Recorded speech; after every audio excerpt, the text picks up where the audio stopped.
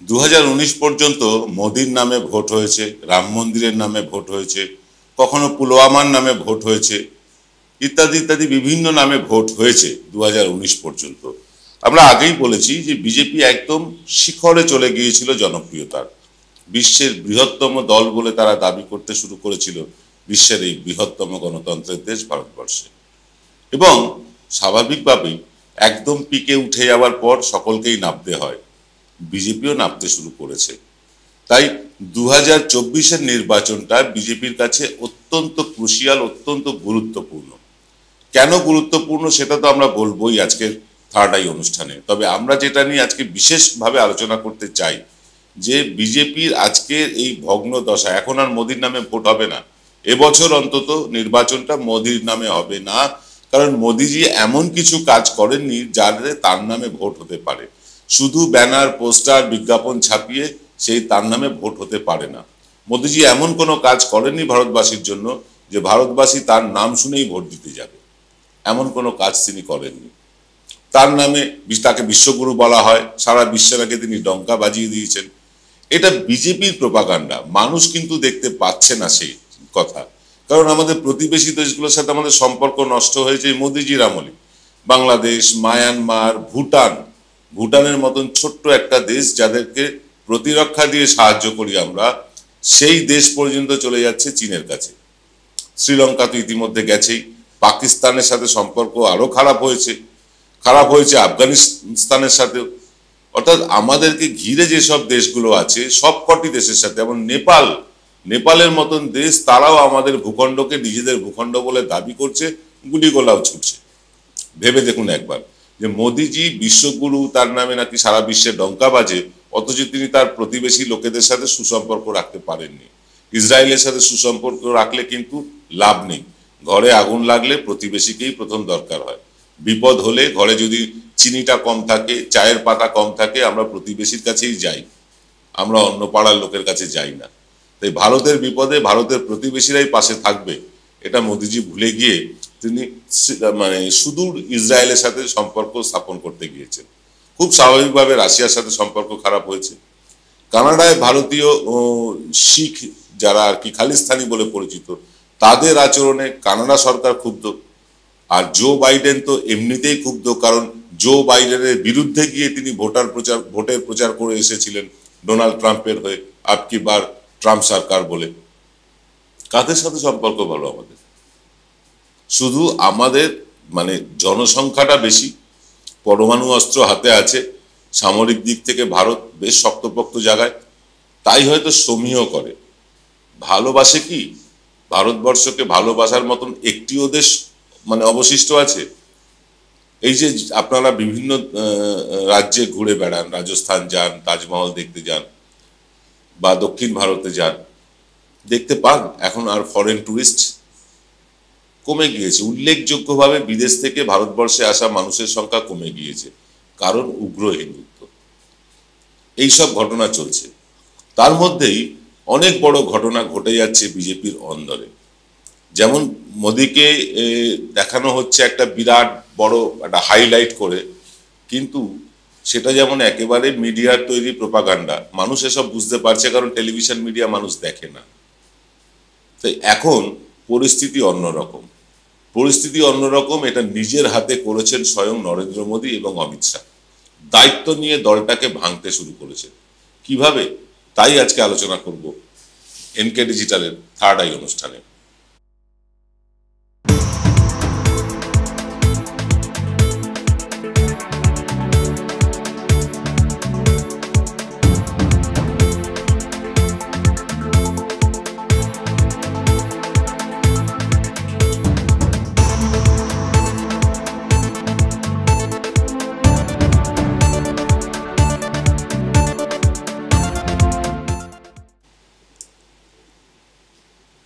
নমস্কার, আদাব, আমি আপনাদের প্রবীর বিশ্বাস। আপনারা দেখছেন প্রতিদিনের অভ্যেস মতো বিশ্বজোড়া বাঙালির আওয়াজ এনকে ডিজিটালের শান্ত অনুষ্ঠান থার্ড আইতে আজকে আমরা আলোচনা করছি বিজেপি ভাঙছে। 400 পারের হুঙ্কার দেওয়া বিজেপি কেন 225-এর উপরে যেতে পারছে না, তার অন্যতম কারণ হচ্ছে বিজেপি দলের মধ্যেই কিন্তু ভাঙন ধরেছে। কিভাবে? আজকে কিন্তু তা আপনাদের পরতে বলবো। দেখুন, বিশ্বের বৃহত্তম গণতন্ত্রের দেশ হচ্ছে এই ভারতবর্ষ, এটা নিঃসন্দেহে ঠিক। এই ভারতবর্ষের বৃহত্তম দল তথা বিশ্বের বৃহত্তম দল বলে দাবি করা বিজেপি এই গণতন্ত্রের বর্তমানে ধারক এবং বাহক। অথচ সংসদে প্রশ্ন করলে সাংসদদের বহিষ্কার করা হয় এই বিশ্বের বৃহত্তম গণতন্ত্রে। দল বদল করে বিজেপিতে যোগ না দিলে ইডি, সিবিআই ইত্যাদি ইত্যাদি পাঠিয়ে দলে নিয়ে আসা হয়। এটা নাকি বিশ্বের বৃহত্তম গণতন্ত্র। কোন রাজ্যে সরকার গড়তে না পারলে বিধায়ক কিনে মানুষের ভোটে নির্বাচিত সরকারকে ফেলে দেওয়া হয়। এটা নাকি বিশ্বের বৃহত্তম গণতন্ত্র। বড় ব্যবসায়ীদের কাছে ইডি পাঠিয়ে ব্ল্যাকমেল করে ইলেকট্রাল বন্ডের মাধ্যমে তোলাবাজি করা হয়, বা ইলেকট্রাল বন্ড কিনলেই সেই কোম্পানির অভিজ্ঞতা থাকুক বা না থাকুক সরকারি টেন্ডার পাইয়ে দেওয়া হয়। এটা নাকি বিশ্বের বৃহত্তম গণতন্ত্র। ধর্মের নামে দেশবাসীকে বিভাজন করা হয় এখানে হিন্দু মুসলমান করে। এটা নাকি বিশ্বের বৃহত্তম গণতন্ত্র। দাবি আদায়ে আন্দোলনরত কৃষকদের পথ আটকে দেওয়া, তাদের উপর রাবার বুলেট চালানো কিংবা ড্রোনের মাধ্যমে কাঁদানে গ্যাস চালানো হয় বিশ্বের বৃহত্তম এই গণতন্ত্রে। বিশ্ববিদ্যালয়ের মধ্যে ঢুকে ছাত্র পেটানো হয় এই বিশ্বের বৃহত্তম গণতন্ত্রে। কাশ্মীরের ব্রাহ্মণ যাদেরকে ফিরিয়ে দেওয়ার প্রতিশ্রুতি দেওয়া হয়েছিল তাদেরকে ফিরিয়ে দিতে পারে না এই বিশ্বের বৃহত্তম গণতন্ত্র। মসজিদ ভেঙে দেওয়া হয় এখানের গণতন্ত্রে। কৃষকদের ওপর গাড়ি চালিয়ে পিষে দেওয়া হয় বিশ্বের বৃহত্তম গণতন্ত্রে। মহিলা কুস্তিগীরদের উপর যৌন শোষণকারী একজন দলের নেতাকে শাস্তি দেওয়া হয় না বিশ্বের বৃহত্তম গণতন্ত্রে। মণিপুরে নির্যাতিতাদের পাশে না দাঁড়িয়ে প্রধানমন্ত্রী মন কি বাত করেন বিশ্বের বৃহত্তম গণতন্ত্রে। সর্বোপরি দলের ভেতরে উপদল তৈরি হয়ে যাওয়া চোরা স্রোতকে বুঝতে না পেরে শুধু মিডিয়ার ভরসায় বিজেপি কি তৃতীয়বারের জন্য ক্ষমতায় আসবে? মাত্র দুজন লোকের হাতে বিজেপির স্টিয়ারিং। এই স্টিয়ারিং ধরে স্থানীয় স্তরে প্রতিটি দক্ষ সংগঠক বলিষ্ঠ স্তম্ভগুলোকে ভেঙে ফেলেছে নরেন্দ্র মোদী নিজেই, এবং নরেন্দ্র মোদী শুধু নয়, অমিত শাহ। আঞ্চলিক স্তরে যারা নেতৃত্ব দিতেন এবং সর্বভারতীয় স্তরে যারা নেতৃত্ব দিতেন, এরকম বহু নেতাকে বিজেপি কিন্তু ছেঁটে ফেলেছে। তারপরেও তারা 370 পার 400 পারের স্বপ্ন দেখে। আদৌ কি সেই স্বপ্ন সফল হবে? এখন পর্যালোচনা করব তাই নিয়ে। একটা একটা করে নাম ধরে ধরে আজকে আলোচনা করব। দেখুন, বিজেপির যে পিলারগুলো, যে কোনো রাজনৈতিক দলে আঞ্চলিক স্তরে বেশ কিছু নেতা থাকেন যারা সেই অঞ্চলটাকে ধরে রাখে। যেমন ধরুন, পশ্চিমবাংলার ক্ষেত্রেই ধরুন, এই পশ্চিমবাংলা দিয়ে উদাহরণটা দিচ্ছি। পশ্চিমবাংলায় সর্বময় কর্ত্রী হচ্ছেন তৃণমূলের মমতা বন্দ্যোপাধ্যায়, তারপরে আছেন অভিষেক বন্দ্যোপাধ্যায়, আর বিভিন্ন জেলায় বিভিন্ন নেতারা আছেন। যেমন উত্তরবঙ্গে গৌতম দেব আছেন, রবীন্দ্রনাথ বাবু আছেন। এরকম বিভিন্ন জায়গায় বিভিন্ন জেলার নেতারা তারা কিন্তু আঞ্চলিকভাবে বেশ শক্তিশালী। এই জন্যই পুরো তৃণমূল দলটাকে পশ্চিমবাংলায় অপ্রতিরোধ্য মনে হয়। বিজেপিকেও মনে হতো, যখন বিজেপি আঞ্চলিক নেতাদের উপর বেশি ভরসা করত এবং যারা কেন্দ্রীয় স্তরে নেতৃত্ব দিতেন তাদের সম্মান করত। লালকৃষ্ণ আদবানির কথাই ধরুন। লালকৃষ্ণ আদবানি অটল বিহারী বাজপেয়ী সরকারের সেকেন্ড ইন কমান্ড ছিলেন। মূলত সংগঠনটা তার হাতেই ছিল। এই লালকৃষ্ণ আদবানির হাত ধরেই কিন্তু নরেন্দ্র মোদীর উত্থান। নরেন্দ্র মোদী লালকৃষ্ণ আদবানির হাত ধরে উত্থান হলেও নরেন্দ্র মোদী ক্ষমতায় এসে সবার প্রথমে যেটা করেছেন সেটা হচ্ছে লালকৃষ্ণ আদবানিকে আস্থা করে ফেলে দিয়েছেন। যদিও তাকে ভারত রত্ন দিয়ে ভোলাবার চেষ্টা হয়েছে, কিন্তু লালকৃষ্ণ আদবানি তো রাষ্ট্রপতি হওয়ার কথা ছিল। যখন রাষ্ট্রপতি নির্বাচন এলো এবং বিজেপির অভ্যন্তর থেকে আওয়াজ উঠলো যে আদবানিকেই রাষ্ট্রপতি করতে হবে, তখন নরেন্দ্র মোদী নিয়ে আসলেন সেই বাবরি মসজিদ ভাঙার ইস্যু।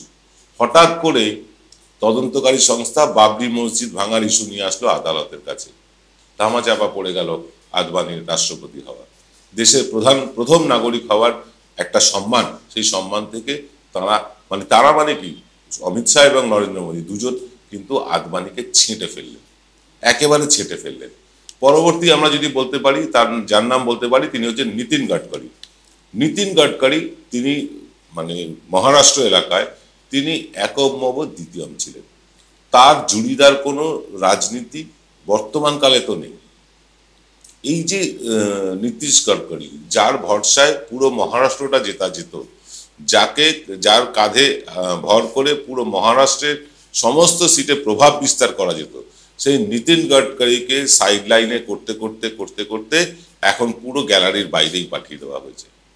নীতিন গডকরির টিকিট হয়তো হয়ে যাবে বা হয়েও গিয়েছে ইতিমধ্যে, আমরা জানি না ঠিক। নীতিন গাডকারি তিনি কিন্তু তার যা দক্ষতা, প্রশাসনিক দক্ষতা, সেটা প্রশ্নাতীত।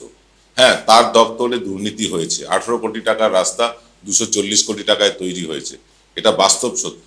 কিন্তু এই অন্য কোনো দপ্তরের বিষয়ে খবর না হলেও নীতিন গাডকারির দপ্তরের খবর তুলে দেওয়ার কারণটা কি? কেন সিএজি রিপোর্টে শুধু নীতিন গাডকারির খবরটাই বেরিয়ে এলো? অনেক দপ্তর নিয়ে সিএজি কিন্তু কমপ্লেন করেছে, তাদের অভিযোগ আছে। ভোটের মুখে নীতিন গাডকারির দপ্তরের নামে একটা কালো ছাপ ফেলে দেওয়া হলো, যাতে নীতিন গাডকারির যে ক্যারেক্টার তাতে একটা কালো দাগ পড়ে যায়। এবং এটা খুব সন্তর্পণে করা হলো। এই কারণে করা হলো যে পরবর্তী প্রধানমন্ত্রীর মুখ যাতে নীতিন গাডকারি না হতে পারেন।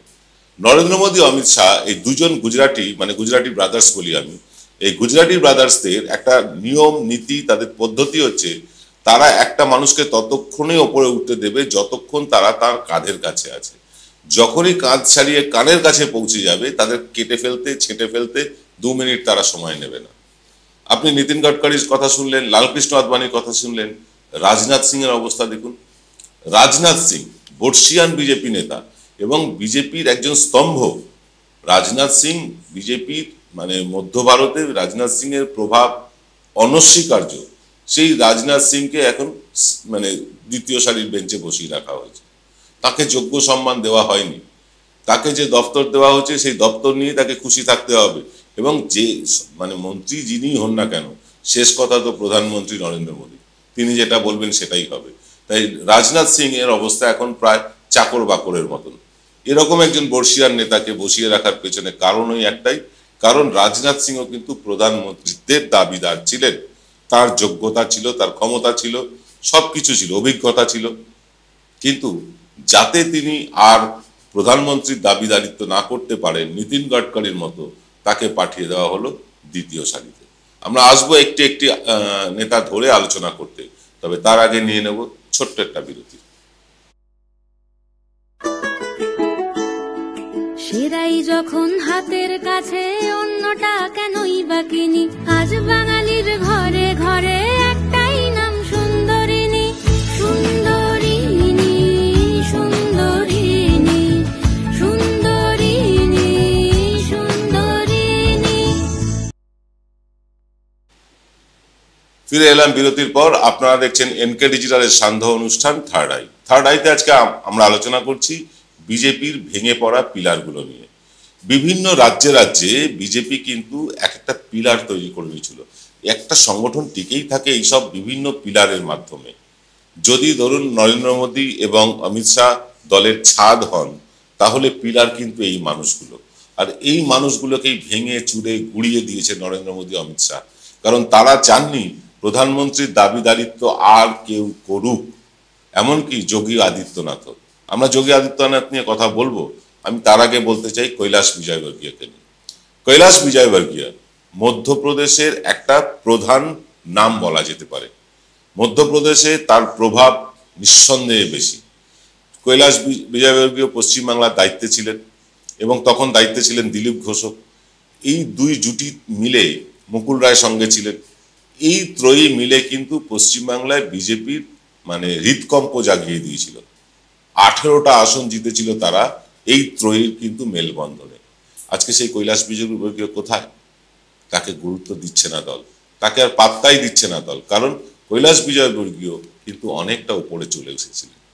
বসুন্ধরা রাজে সিন্ধিয়া, বসুন্ধরা রাজে সিন্ধিয়া ঘোষিতভাবে তিনি গুজরাট লবি, মানে গুজরাট ব্রাদার্সের বিরোধী। এই বসুন্ধরা রাজে সিন্ধিয়া কিন্তু একটা বড় ফিগার রাজস্থানের ক্ষেত্রে। রাজস্থানে বসুন্ধরা রাজে সিন্ধিয়ার আশেপাশে কোনো নেতৃত্ব নেই। তিনি রাজ পরিবারের, রাজঘরানার মহিলা, রাজনীতি তার রক্তে। কিন্তু এই বসুন্ধরা রাজে তার মুখ্যমন্ত্রী হওয়ার কথা ছিল রাজস্থানে।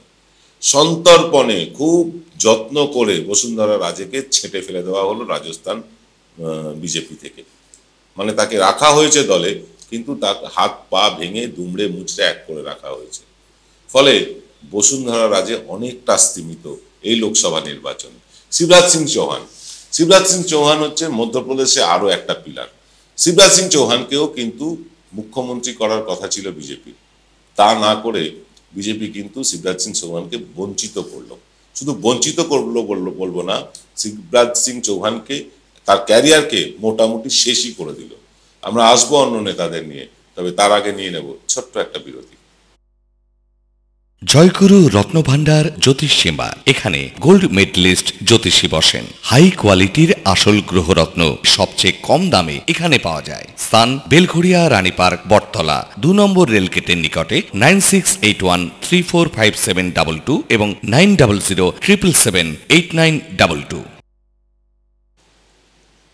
ফিল্ম বিরতির পর আমরা শিবরাজ সিং চৌহানের কথা বলছিলাম, এবার বলবো দিলীপ ঘোষের কথা। দিলীপ ঘোষের পশ্চিমবাংলার বিজেপিতে কি অবদান, এটা আপনারা সকলেই জানেন।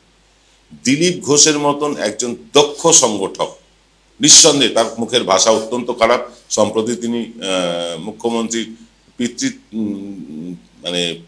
মানে পিতা তুলে কথা বলেছেন, বাবা তুলে কথা বলেছেন, এবং এগুলো অন্যায়, নিঃসন্দেহে অন্যায়, এটাকে আমরা এন্ডোর্স করি না। কিন্তু দিলীপ ঘোষ একজন দক্ষ সংগঠক, তার নেতৃত্বেই কিন্তু বিজেপির যত রমরমা পশ্চিমবাংলায় দেখছেন তার নেতৃত্বেই হয়েছে।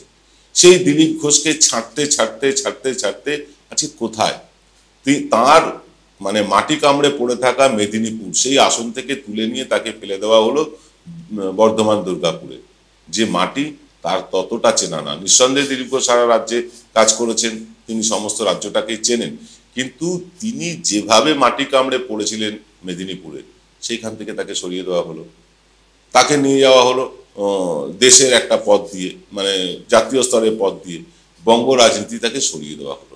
কারণ দিলীপ ঘোষ কিন্তু এইখানে অত্যন্ত দক্ষতার সাথে সংগঠনটা করেছিলেন। দিলীপ ঘোষের পর আমরা যার নাম বলবো তিনি হচ্ছেন সাধ্বী প্রজ্ঞা। তার কাজকর্ম বা সাধ্বী প্রজ্ঞার সাথে আমি উমা ভারতীর নামও বলবো। এই দুজনের কাজকর্ম, কথাবার্তা উগ্র হিন্দুত্ব প্রকট, এর মধ্যে কোনো ভুল নেই। কিন্তু বিজেপির ভারতবর্ষে মানে স্থাপনায় এই দুজনের অবদানকে তো অস্বীকার করা যায় না। বাবরি মসজিদ ভাঙার সময় উমা ভারতীর ভূমিকা, এটা তো কোনো বিজেপির সমর্থকই অস্বীকার করতে পারবেন না। বাবরি মসজিদ ভাঙাটা ঠিক ছিল না ভুল ছিল, সেই নিয়ে আমরা কিছু বলবো না, আমরা বলবো ভুলই ছিল। কারোর উপাসনালয় ভাঙা উচিত না। 500 বছর আগে বাবর ভেঙেছিল বলে 500 বছর পরে সভ্য মানুষও সেটা ভাঙবে, তাহলে বাবরের সময়কার শিক্ষা দীক্ষার এখনকার শিক্ষা দীক্ষায় কোনো তফাৎ নেই। আমরা মানছি না এটা। সুপ্রিম কোর্ট যাই রায় দিক, এই রায়ের সাথে আমরা সহমত নাও হতে পারি, কিন্তু সুপ্রিম কোর্টের রায় মেনে নিতে হবে, মেনে নিচ্ছি আমরা। কিন্তু তারপরেও বলবো বাবরি মসজিদ ভাঙায় উমা ভারতী, সাধ্বী প্রজ্ঞাদের যে অবদানটা ছিল, সেই অবদান বিজেপি ভুলে গিয়েছে। এবং এটাও ঠিক, এই বাবরি মসজিদ ভাঙাটা বিজেপির ক্ষেত্রে একটা টার্নিং পয়েন্ট ছিল। কল্যাণ সিং প্রয়াত হয়েছেন, তিনি বেঁচে থাকলে তারও হয়তো একই অবস্থা হতো।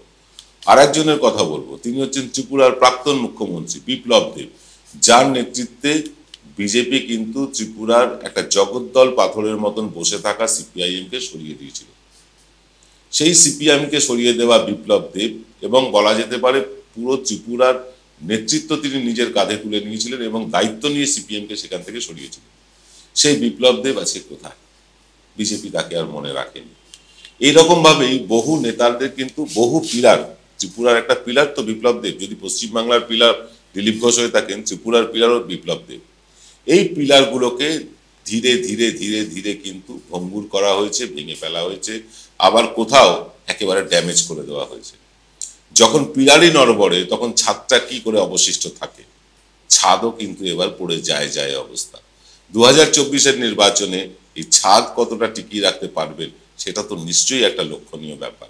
তবে যদি ছাদ টিকে যায়, অর্থাৎ যদি তৃতীয়বারের জন্য মোদি এবং শাহ এই স্টিয়ারিং এ থাকেন, তারা যদি বিজেপি পরিচালনার সব দায়িত্ব তাদের ঘাড়ে থাকে, ভারতের সংবিধান ভুলুণ্ঠিত হবে সেটা তো ছেড়ে দিন, ভারতের সংবিধান বদলে যেতে পারে, জাতীয় সঙ্গীত বদলাবে এরকম কথা শুনছি, এবং বিভিন্ন জায়গায় বৈদিকীকরণ হবে, হিন্দু রাষ্ট্র হবে, এসব তো ঠিক আছে, মুসলমানদেরকে তাড়িয়ে দেওয়া হবে, এগুলো ঠিক আছে যদি এরা ক্ষমতায় আসেন। কিন্তু যদি এরা ক্ষমতায় আসেন, বিজেপির বেশ কিছু নেতা কিন্তু পড়বেন আরো বিপদে। তাদের মধ্যে প্রথম এবং প্রধান নাম হচ্ছে যোগী আদিত্যনাথ। যোগী আদিত্যনাথ কিন্তু ধীরে ধীরে ধীরে ধীরে অমিত শাহ এবং নরেন্দ্র মোদীর কাঁধ ছাড়িয়ে কানের কাছে উঠতে শুরু করেছে। বিজেপির অন্দরে তার জনপ্রিয়তা প্রশ্নাতীত। কখনোই চাইবেন না যোগী আদিত্যনাথকে তারা আর মুখ্যমন্ত্রী করে দিতে। যদি তৃতীয়বারের জন্য নরেন্দ্র মোদী ক্ষমতায় আসেন, প্রথম যার উপরে কোপ পড়বে সেটা হচ্ছে যোগী আদিত্যনাথ। মিলিয়ে নেবেন আপনারা, যোগী আদিত্যনাথকে তারা আগে সরিয়ে দিতে চাইবে, তাকে গোরখপুর যে মঠ আছে সেই মঠে তাকে তারা ফিরিয়ে দেবে। হিমন্ত বিশ্ব শর্মা হিন্দুত্বের আর এক ধ্বজাধারী, নয়া ধ্বজাধারী। এই হেমন্ত বিশ্ব শর্মা হচ্ছে বিজেপির এখন ব্লু আইড বয়, ঠিক যেভাবে শুভেন্দু অধিকারী, অজিত পাওয়ার। হেমন্ত বিশ্ব শর্মা এখন বিজেপি ব্লু আইড বয়। হেমন্ত বিশ্ব শর্মা উগ্র কথাবার্তা বলে, উগ্র হিন্দুত্বের কথা ছড়িয়ে এখন বিজেপির চোখের মণি হয়েছে। কিন্তু আপনি জেনে রাখুন, যদি তৃতীয়বারের জন্য নরেন্দ্র মোদী ক্ষমতায় আসে, এই হেমন্ত বিশ্ব শর্মাও কিন্তু বাদ পড়বেন। তারা হেমন্ত বিশ্ব শর্মার মতন মানে বড় হিন্দুকে তারা সামনে আসতে দেবেন না, রাজ্যের মুখ্যমন্ত্রীও রাখবেন না। যেভাবে যোগী আদিত্যনাথ সরে যাবে, হেমন্ত বিশ্ব শর্মাও সরে যাবে। সরে যেতে পারেন শুভেন্দু অধিকারীও। শুভেন্দু অধিকারী এই এখন নব্য হিন্দু হয়েছেন, তো হিন্দু নেতা হয়েছেন, সনাতনের কথা বলেন সব সময়। সেই শুভেন্দু অধিকারী, তাকেও কিন্তু ছেটে ফেলা হতে পারে অজিত পাওয়ারের মতো করে। মহারাষ্ট্রে অজিত পাওয়ারকে যেভাবে ছেটে ফেলা হতে পারে, কারণ অজিত পাওয়ার, শুভেন্দু অধিকারী, হেমন্ত বিশ্ব শর্মা, এই তিনজনের গায়ে কিন্তু বড় বড় অর্থনৈতিক ঘোটালার ছাপ রয়েছে। আর এই ছাপ তুলতে, এই ছাপকে ভুলে যেতে বিজেপি যদি এদের কাটতেও হয়, 1 সেকেন্ডও দেরি করবে না। তবে 2024-এ এই নড়বড়ে পিলার নিয়ে 224-25-এর বেশি আসন পাওয়া আমাদের কাছে এখন মনে হচ্ছে একেবারেই অসম্ভব বিজেপির পক্ষে। মিডিয়া যাই বলুক, ওপিনিয়ন পোল যাই দেখাক, বাস্তব পরিস্থিতি বলছে সারা দেশে 225-এর বেশি কিছুতেই পার করছে না বিজেপি। টেলিভিশনের মিডিয়া পোলে আমাদের মানে ওপিনিয়ন পোলে আমাদের ভরসা নেই, কিন্তু যেসব ইউটিউবাররা পোল করছেন তাদের প্রতি আমাদের আস্থা আছে। কেউ বলছেন না বিজেপি 225-এর ওপরে যাবে। মিডিয়া ঢাক পেটাচ্ছে, পেটাতে দিন। টেলিভিশন মিডিয়া তারা মোটা মোটা খাম পায়, বিজ্ঞাপন পায়, কলাটা মূলটা পায়, তারা বলবে। ইউটিউবাররা তো আর পায় না। ইউটিউবাররা কিন্তু জেনুইন রিপোর্টটা তুলে আনছেন বিভিন্ন সময়, আর তাতেই দেখা যাচ্ছে 225-এ আটকে যাচ্ছে বিজেপি। 225-এ আটকে গেলে সরকার গড়তে পারবে না। হ্যাঁ, 250 হলে এদিক ওদিক থেকে ভাঙিয়ে তারা সরকার গড়ে নেবে ঠিকই, কিন্তু 225 হলে বিজেপির পক্ষে সরকার গড়া একেবারে অসম্ভব হয়ে যাবে। কি হবে তা তো আমরা জানতে পারবো 4 জুন। কিন্তু এই বিজেপির যে নড়বড়ে পিলার, বিভিন্ন রাজ্যে যে পিলারগুলো ভেঙে পড়ছে বা নড়বড়ে হয়ে গিয়েছে, যেমন জাতীয় স্তরের পিলার লালকৃষ্ণ আদবানি, জাতীয় স্তরের পিলার হচ্ছে বসুন্ধরা রাজেকে জাতীয় স্তরে বলতে পারি না, রাজনাথ সিংকে বলতে পারি, নীতিন গডকরি। আরেকজন আঞ্চলিক পিলার হচ্ছে কৈলাস বিজয়বর্গী, বসুন্ধরা রাজে সিন্ধিয়া, শিবরাজ সিং চৌহান, দিলীপ ঘোষ। এইসব মানুষগুলো হচ্ছেন স্থানীয় স্তরে, তারা মানে রাজ্য স্তরে তারা সংগঠনটা ধরে রাখে। আর এই মানুষগুলোকেই কিন্তু বিজেপি পাঠিয়ে দিয়েছে একদম গ্যালারির মধ্যে, মাঠে আর তাদের খেলতে দিচ্ছে না। এই আর নিয়ে এসেছে কাদের? একেবারে আনাড়ি খেলোয়াড়দেরকে। আনাড়ি খেলোয়াড় মানে যারা বিজেপির আদর্শের সাথে, আরএসএস এর আদর্শের সাথে সম্পৃক্ত নয়, এরকম কিছু খেলোয়াড়দেরকে তারা মাঠে নামিয়েছেন। বর্তমানে মাঠে আছেন হিমন্ত বিশ্ব শর্মা, মাঠে আছেন অজিত পাওয়ার, মাঠে আছেন শুভেন্দু অধিকারী, যাদের সাথে দূর দূর পর্যন্ত সম্পর্ক নেই বিজেপির আদর্শের। এই রকম আদর্শহীন আনাড়ি খেলোয়াড় দিয়ে 2024 বিজেপি জিততে পারবে কিনা সেদিকে নজর থাকুক আপনাদেরও আমাদেরও। আমরা টাইম টু টাইম আপনাদের কাছে সেই সব ইনফরমেশন নিয়ে আসবো। দেখা হবে কাল সকালে। আজ এই পর্যন্ত। সকলে ভালো থাকবেন। শুভরাত্রি।